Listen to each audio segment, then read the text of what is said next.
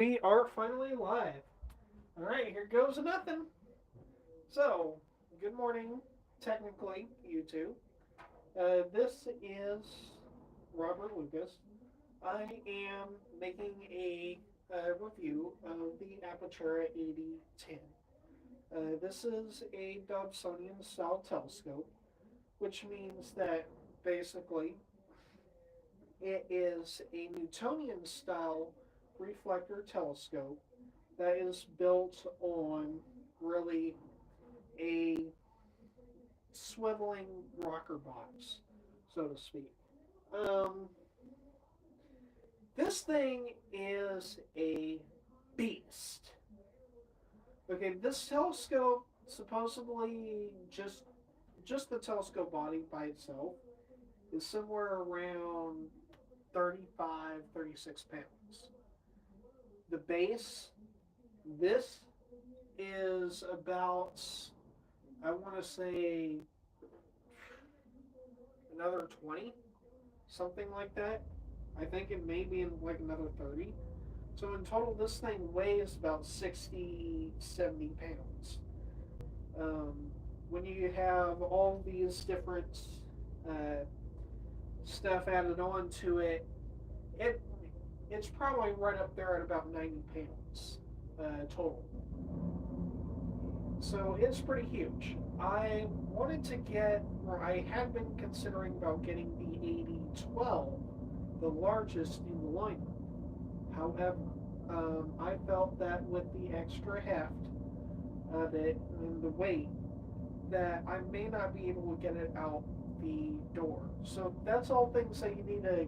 That's one thing that you need to consider about buying a telescope. Apertura has, I believe, a 6-inch, 8-inch, 10-inch, and a 12-inch, with the 12-inch option being the most expensive. I believe at the moment the 12-inch option might be somewhere around $1,000 in price. That's without taxes, and that may not be with the tariffs that just recently went into effect. Um, so I don't know what the price is currently on that at the moment. Oh, by the way, if any of you guys are commenting live while I am doing this, I am not able to see it because of the fact of I've got my phone set up. Anyways, this thing is pretty big. One of the downsides to this particular telescope, I believe, is the lack of handles. So, in order to get a good grip on this, which is a little hard to do, some telescope models have built-in handles towards the bottom and top, or somewhere in the middle, or something like that, depending on what you get. This one has no handles, so in order to actually grip it, you have to be able to, first off, take the top or take the dust cap off, and you have to grip the top, or you have to hold the top here and grab the bottom. Try to make sure you're not holding any of the knobs or something down here, and just lift it up, and it just comes out like that. Ow! I just stepped on a sticker. But this thing is very heavy.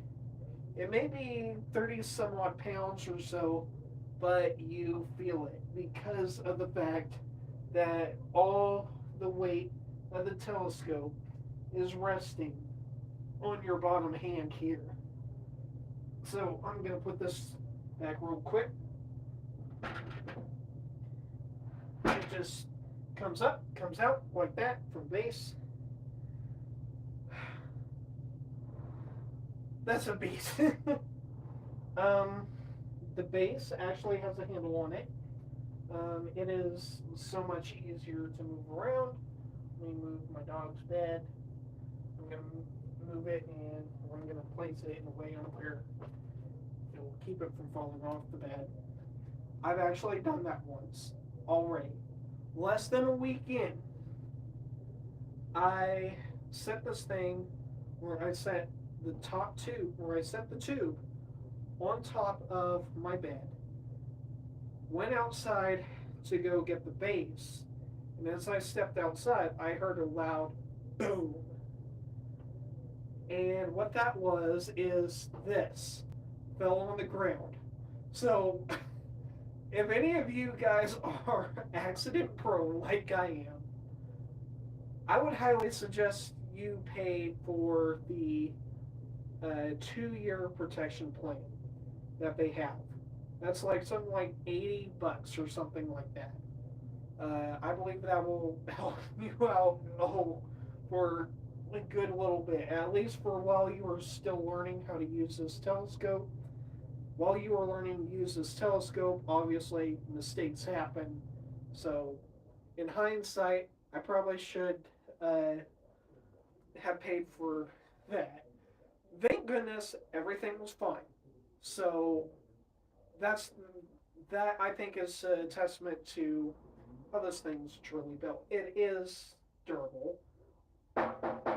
That's the tube is all metal. So that's also another thing too. That's a plus. This thing's pretty durable because of the metal. So you can get dents in it, you know, obviously not super big, nothing like that. You know, little dents from like say smacking against a door jam or something might not affect this, but if you start getting some big dents that start warping the tube, then yeah, you might not be in a good spot there. Anyways, the 10 inches refers to the size of the mirror in the back. So, in any sort of telescope, your aperture size, or basically the size of the mirror, or basically how much light will be let in. I'm screwing that up. Hey, this is live. I can't promise you that I'm not going to make mistakes. But a telescope size is determined by the size of the mirror or lens. That, in turn, will dictate how much light is let in. The larger the aperture, the bigger or the more light that is let in. So, for reference, I had reviewed another telescope on this channel a very, very, very long time back. And I actually happen to have it on the side right here. This is the Celestron Triboscope 70. This is one that I reviewed probably about a good 7 years ago, maybe even 8 years ago, something like that. It is what's called a refractor telescope, which is where the light comes in through a lens and gets refracted, by the lens and goes into an eyepiece on this end. This is what is called a Newtonian reflector design. So what that means is that all the light goes in here all the way to the back, all the way to here, where it has a mirror which then reflects all that light back into a secondary mirror, which is this spot right here, which that mirror is angled in such a way where it reflects it all, where it reflects that light back out into the sun. So, with that in mind, let's get started on the real review. As I said, this thing is heavy. It is a complete beast to deal with. I actually did. I do want to admit I did underestimate the size and heft of this. It came in 2 boxes. The box that holds the telescope too comes out at 56 pounds. But the box itself is pretty heavy as well. Just by itself, just the box. You take the tube out and stuff like that, obviously it weighs less, but just the box alone still weighs probably, I would say, a good 15 pounds. Because the way they package it is a box inside a box. And then you got all the styrofoam that's protecting this. And then within that styrofoam, you have things like this right angle finder, which by the way is an 8 by 50 millimeter. So the lens on this is a 50 millimeter, a 50 millimeter aperture lens, and it was considered a right angle corrected image, or RACI, Rossi, whatever you want to call it. I don't know exactly what it's called. Racy. That sounds wrong though. Let's just call it right angle finder, just for the sake of simplicity. So, of course, like I said, you can take this thing off. Don't mind that sound. That actually happens to be the eyepieces. So, this space also. So this space comes completely disassembled. You do have to assemble this. It comes in a flat box, and this thing took about probably a good, I want to say, hour and a half total trying to put together.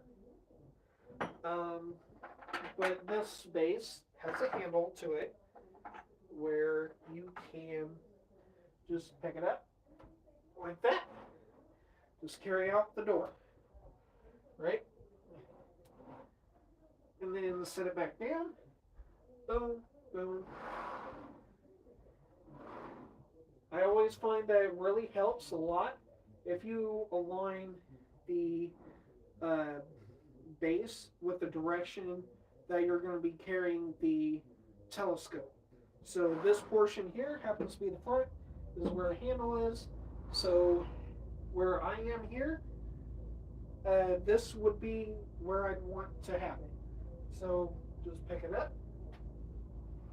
Boom. Light it up. Pop it in. Ready to go.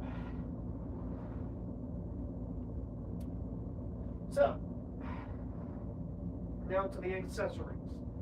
It comes with a 2-inch barrel diameter, which is the diameter of this section right here. 30 millimeter focal length, which gives you somewhere around, I want to say 40 times, 40 magnification, 40 power, whatever term you want to use. You just stick it right in there. You tighten those things up. Use a couple of knobs here on the side, and actually, and you're ready to go. This helps you focus. Then this actually comes with a good, what is called dual speed, 10-to-1 ratio, Crawford style focuser. So for, let's say, each churn of this, you have 10 churns of this smaller section here. Or for every 10 churns of this, is going to be 1 full churn of this larger portion. So this makes it easy for when you have, say, low focal length or high magnification eyepieces to be able to focus on really fine details. Sorry, I got a blow in my nose.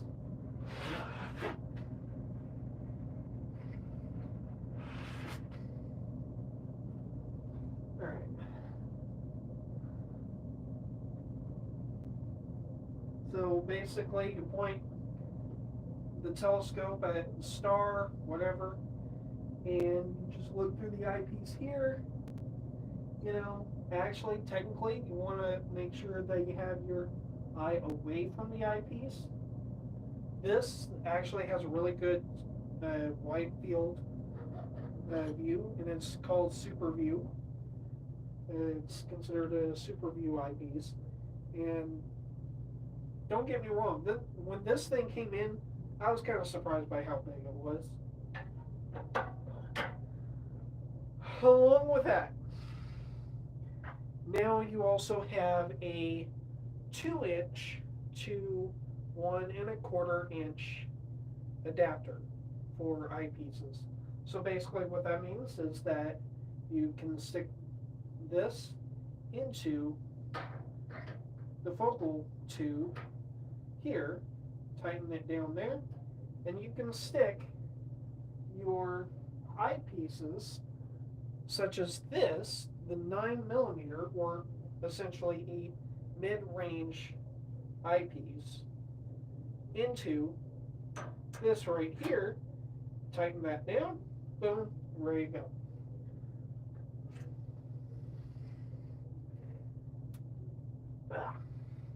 Somehow I got a hair in my mouth. Gotta love life, right? That's when things tend to go wrong. So I also have another eyepiece here, a 40mm, and you can stick that in there. Boom. One thing that I really, really like about the knobs on this is that, and I don't know if you'd be able to tell,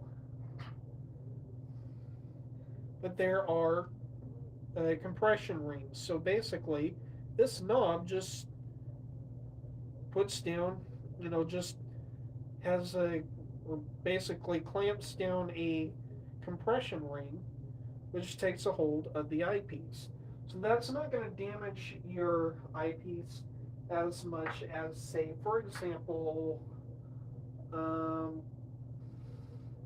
let's just take this diagonal from that other telescope. Then something like this, where the only thing that's holding it in is the knob. This knob can actually damage an eyepiece. These compression rings aren't likely to do so. It's basically if I were to be shaking your hand. If I can give you a good firm handshake, you're you may not like it. It may be hard, but it's not going to really break any bones. But if I were to be punching your hand, it might hurt quite a bit more, and you may damage your hand. That's about the only thing I can think of really quickly.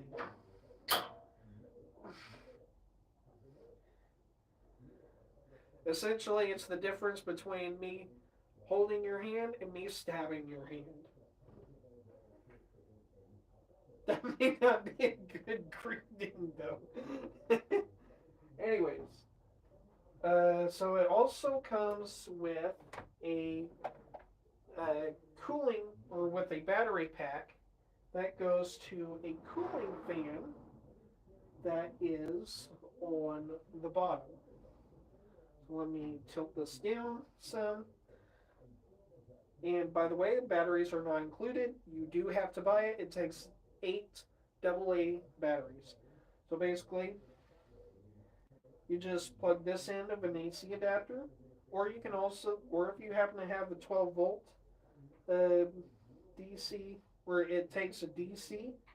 So if you have the 12 volt DC power supply thing that you can plug it into, you just plug it into this little port in the back. Boom. Turns on a cooling fan. That helps to cool down the mirror and acclimate the telescope.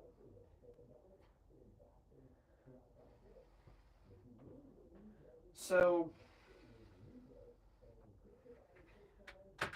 on top of that, it comes with a moon filter,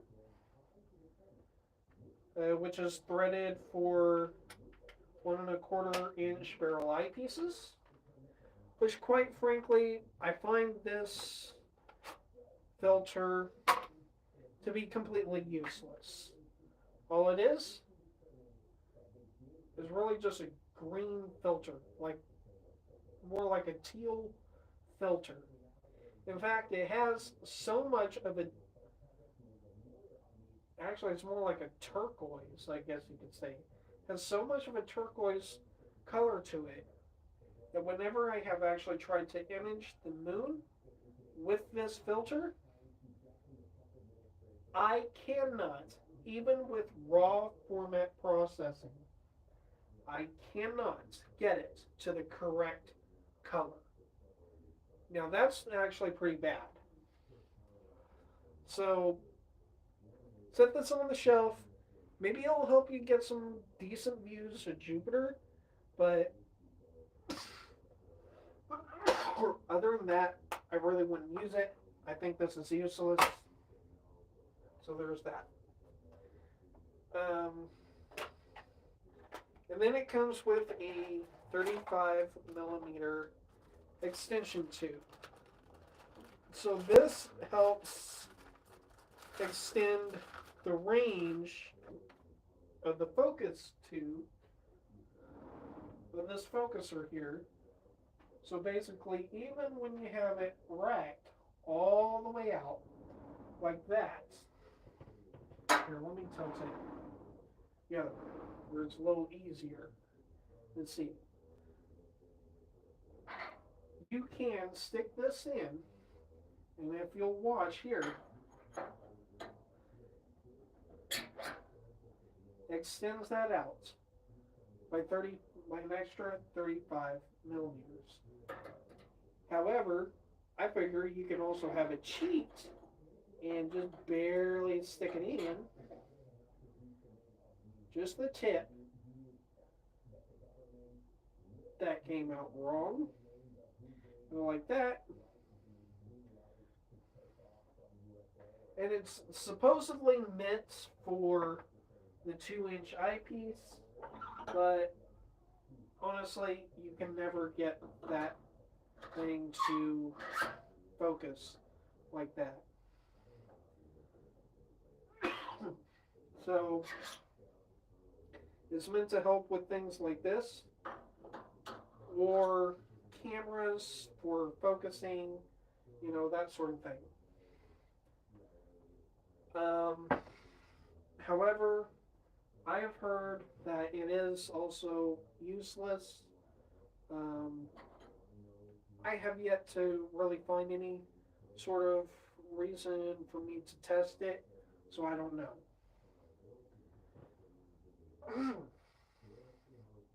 Oh, that might be where that other knob was from. Anyways,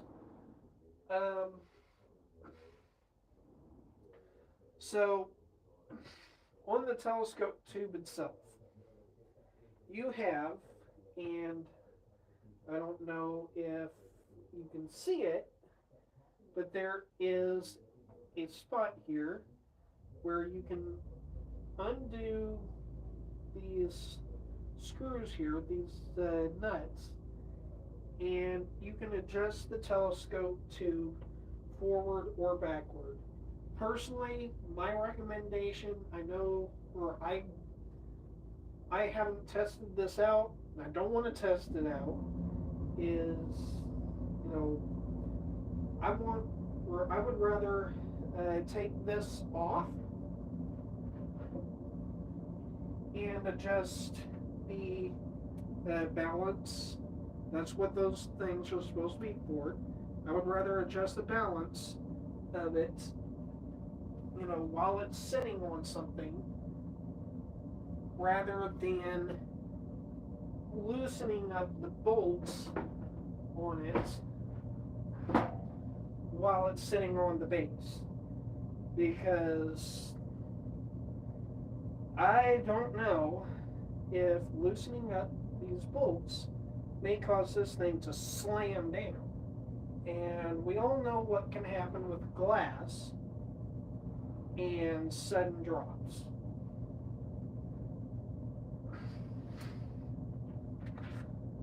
you can always tell that trying to carry that thing is actually a bit of a beast. So that goes right up on top of there. Right here, you got a tensioner knob that you can, adjust, the amount of tension needed to move this portion up or down. I think this thing might not be balanced correctly. I'm not entirely sure. I don't care. You can always tighten these knobs up a bit to adjust the tension, and just like here, it's not moving anywhere. There's also a tension knob on the bottom for the base for this movement. You cannot get it to lock, just like this portion. You can't get the focus to lock. You've got, while I'm down here, let's talk about the collimation of this thing. So you've got some collimation locking knobs here. So if you want to collimate the telescope, you've got to unscrew these white screws first, and then start turning the black screws. What in the world is that?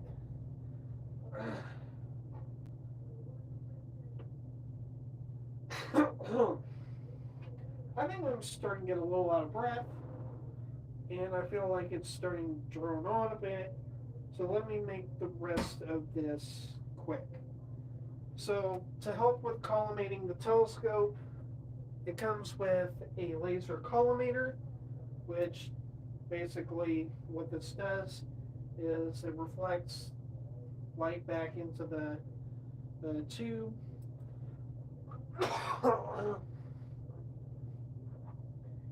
You stick the 1.25 inch eyepiece adapter in there, tighten these down, stick this in there, boom, use that. The laser will help guide you in where the correct alignment is. There is a score mark on the inside. Right now it's showing that it's out of alignment. There's like a little circle in there that shows where the alignment is. This little piece here, I added on myself. I happen to super glue it, which is why you see this little piece here, or this little mark here, because of the fact that I accidentally put a little too much on there, and in a panic, I tried using a tissue to wipe it off. Not exactly the best decision I've ever made. Oh well, I look at it this way, it's cosmetic, doesn't interfere with the function of the telescope. Maybe it may have oxidized paint a little bit, I don't know. But this is held on nice and secure. I can use it, so no worries. I don't plan on selling this thing to anybody because of the fact that it costs so much. Anyways, so yeah.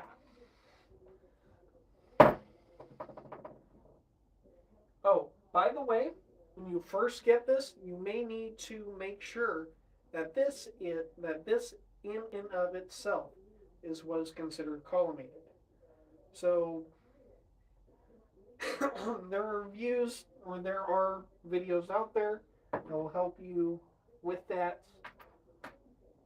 So if you want to check out if you want to look at those videos, Small Optics, which is a channel I have subscribed to on my other channel, the OG Shot Glass.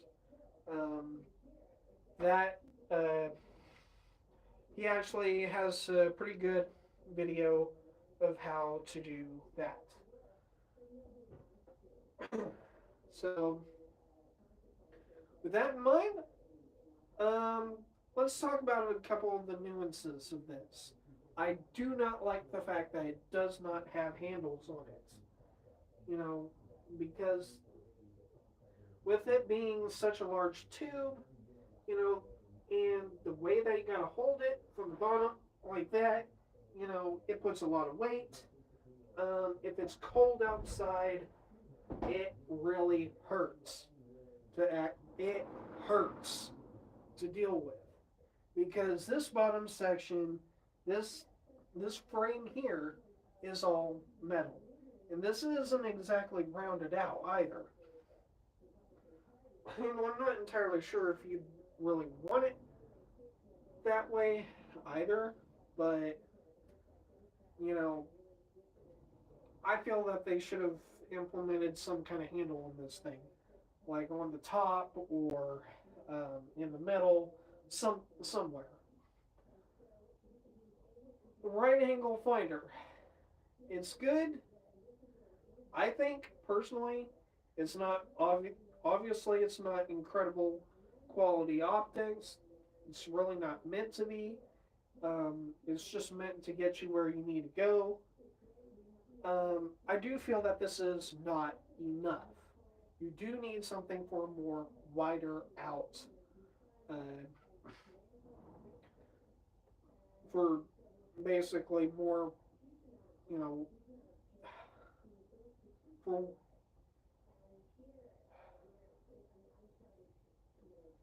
for sections of the sky that are wider, basically a wider field of view. That's where I attach this red dot finder. You can get a Telrad, which is close to the same thing. It's essentially a fancy red dot finder, but instead of a red dot, it has little circles that show you portions of the sky, or that show you, I want to say, degrees of the sky. So invest in adding a red dot finder to this, uh, red dot finder to this thing, like I did. Actually, I got this off of a junk scope that somebody threw off the side of the road. So I got lucky there. I didn't have to pay about 20, $30 for it for added piece. Um, and I want to reiterate too, for anybody who might be on here live, I mentioned this at the beginning of my stream, that if you are commenting, I cannot see it right now. So, um, I think that pretty much concludes it. One of the other nuances, well, some people may find this a nuance, is the type of bearing that they have on here. So normally for rotating it, most telescopes of the Dobsonian style, they'll have like a Teflon or basically like a cloth uh, bearing on it, which is quiet and that sort of thing. This, you push it, right, you can hear it. Me, you know, for some people, that may be very bothersome. For me, I don't know. I kind of like it. It adds a little bit to the experience, I think. Um, the only downsides to something like that, I think, is you can never actually get this truly locked in on that axis. So, yeah, that's one downside. Other than that, I believe that pretty much concludes it. So, about the only negative things I would have to say about this are it needs a red dot finder or Telrad that they should include with it on top of the finder scope. They need handles on it or on the tube itself, some way to implement handles. You know, and then on top of that, I think the other part that I find is a little, I wouldn't say this, well, this is typical for Dobsonians for them to have the base be made out of particle board. I happen to live in the deserts of Southern California. Out here during monsoon season, it gets very humid. So if you live in a very humid environment, well, you know what particle board does, or what moisture does to particle board. And if you happen to notice, this thing has, I don't know if it's on that side, on this side, I've kind of chipped the coating somewhere on here. So that's going to introduce moisture into this. Well, also, you may think, okay, well, the desert's a dry climate. Excuse me. Even in a monsoon season. Well, the one thing about living in a desert is that you have a lot of what are called evaporative coolers. That actually increases moisture. So you have those going, there's a lot of moisture in the air. We'll get anywhere between 70 to 80% humidity in the air inside during the monsoon season, especially when it's stormy. So I would say maybe they could start making a replacement type thing, or an additional type thing with some sort of like metal or something like that, or at least all plastic, like a durable plastic for that matter, to help with the expansion and warping of the entire thing. Anyways, I think that concludes the live review of it.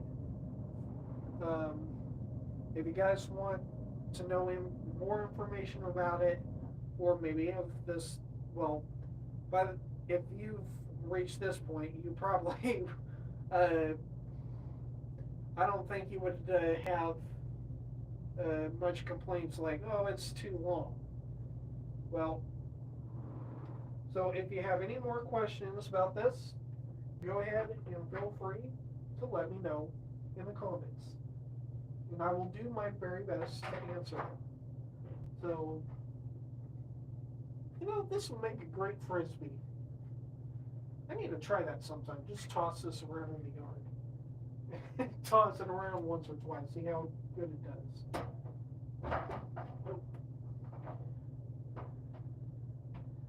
Alright. With that, I'll see you guys in the next video. How in the heck do you end this? Oh.